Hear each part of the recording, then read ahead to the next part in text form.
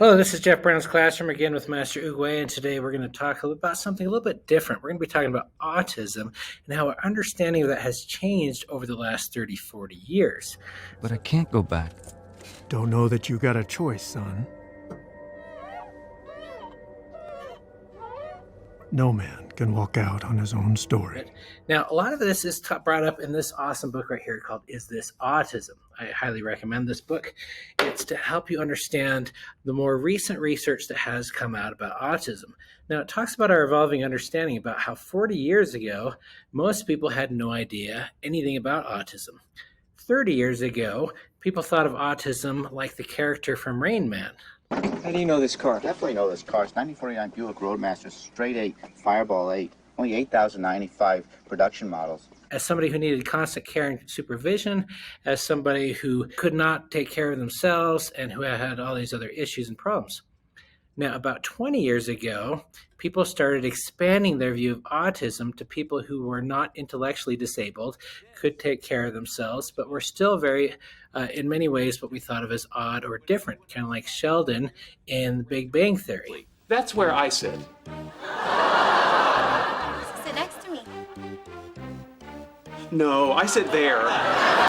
More recently, we found that a lot of people were being missed under the diagnosis or misdiagnosed to other things, especially females, because they present differently from You boys. have to flirt with him? Do you even know how to flirt? You're supposed to ask questions about themselves and pretend that they're smarter than you. Did you see that on YouTube? Yes. So oftentimes they would not be seen as autistic because their ways were oftentimes less stereotypical and less obvious. Now, our family went through this about 11 years ago when my daughter was 14, and it became clear that she was most likely autistic, but she did not present in the ways that boys did, and so even medical providers did not know how to categorize her because she didn't fit the stereotype. Why are you friends with girls who are mean? Because they're the best I've got, okay? Better than sitting alone all day like you do. I don't agree. What they found out, though, from studying girls with autism is that there's a lot of people who have autism who are less obvious because they have learned to camouflage their traits. With autism. We call this masking. You're not autistic. I think I might be. No. Why are you so sure? Because you're fine. You've always been fine. And there's a lot of these people who are undiagnosed adults and other people because it's not as obvious that they have autism as other people because they know how to hide it. I appear fine, but that's because I put an embarrassing amount of work into camouflaging how confused I am and how twitchy I am and just generally stopping myself from behaving the way I want to behave. And I thought everyone was doing as much work as me, but it turns out no. It turns out some people, well, actually most people, just know how to be. Now, autism at its core is about a different kind of nervous system that interacts with the world in a different way. Fine, but it's fake, right? It's a performance. It's Yes. exhausting. Yeah. Yes, I know it. Okay. Okay, fine. You're likely autistic. Now, what is masking autism, actually? Thank you for asking, Master Uwe. Masking autism is really that many of us who are maskers found as we were kids that if we act certain autistic ways, then we would be outcasts, that people wouldn't like us. This is Scrump. I made her, but her head is too big. So I pretend the bug laid eggs in her ears. And she's upset because she only has a few more days to... We would observe other people who other people liked and learn to copy those things so that we could come across as a likable person. I am Mantis. What are you doing? Smiling. I hear it is the thing to do to make people like you. What if you do it like that? The best way I can describe it also has to do with the fact that typical ways of discussing things do not come natural to an autistic person. I kind of like to think of it as we are developing language, our brain automatically learns certain rules just by absorbing it from other people. Like, for instance, adjectives in English absolutely have to be in this order: opinion, size, age, shape, color, origin, material, purpose, noun.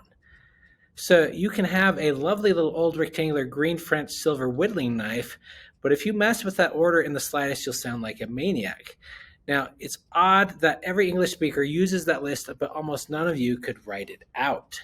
The fact is that your brain automatically puts those things in the right order as you speak without even realizing it.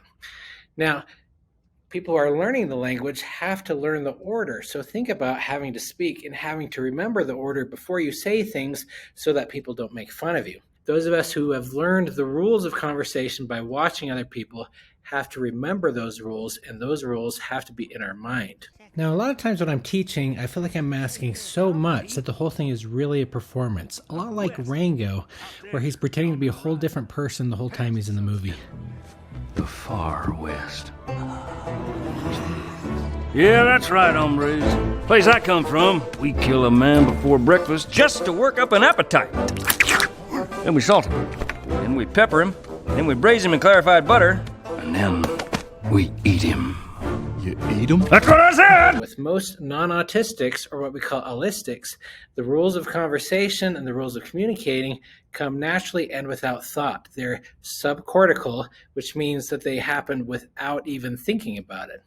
Whereas for autistics, if we're going to act normal, it takes a lot of use from the prefrontal cortex, which means there's a lot more of the brain being used. When I am talking with people, I have to figure out whether I'm smiling in a way that is creepy or friendly or puts them at ease. And I have to think about that, whereas most people can do that naturally.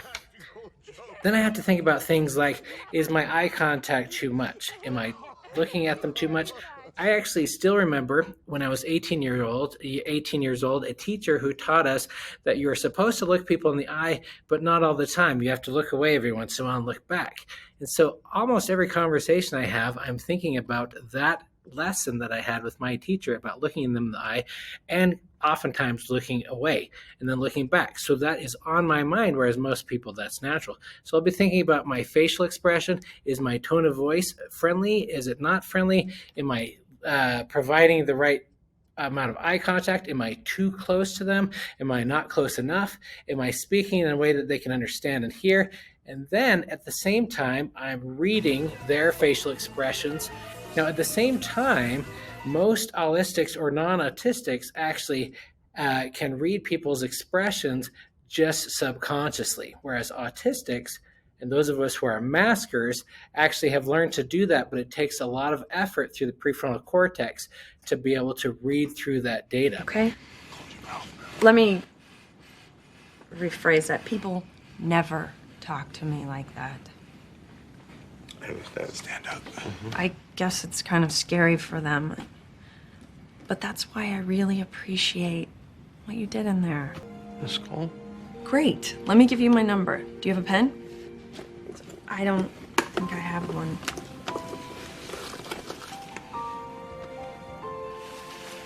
Yes, I do. Well, what does that mean? Their facial expression. Are they comfortable? Are they uncomfortable? Are they looking at me in the eye? Or do they look like they're bored? Are they not bored? What's going on with them? So I'll be reading them all the while trying to analyze them with my prefrontal cortex, and at the same time using my prefrontal cortex to figure out if I'm using all the right rules to make them feel comfortable. I'm having a good time. Not. You ever see that scene in Scanners when that dude's head blew up? Now, if that sounds exhausting, it's because it is. I've spent most of my life being completely, totally, and utterly exhausted. Good job. Albert. Oh, damn. Master Uwe and I just want to remind you to subscribe and like. This video is a little bit different from most of mine in talking about autism and my own personal experiences. I have a lot of videos about psychology and relationships and development, so check those out also. Hell, I seen things make a grown man lose control of his glandular function. If you spend 3 days in a horse carcass living off your own juices, it'll change a man. Oh, yeah.